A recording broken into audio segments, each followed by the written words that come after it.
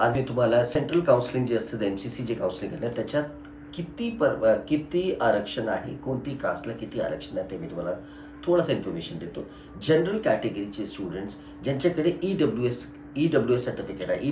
EWS means economically weak section, म्हणजे त्यांची घरची जे टोटल इन्कम आहे 8 लाखपासून कमी आहे, तर ते EWS सर्टिफिकेट, त्यांच्याकडे EWS सर्टिफिकेट आहे तर ते या कॅटेगरीमध्ये पडणार. The general category under EWS category also त्यांचे रिझर्वेशन 10% रिझर्वेशन आहे त्यांना. नेक्स्ट OBC आणि NCC जे असतात, जे OBC आहे आणि OBC कॅटेगरीला 27% रिझर्वेशन आहे. SC आणि ST कॅटेगरी, SC कॅटेगरीला 15% रिझर्वेशन आहे. ST कॅटेगरीला 7.5% रिझर्वेशन आहे आणि PW कॅटेगरीला 5% रिझर्वेशन आहे.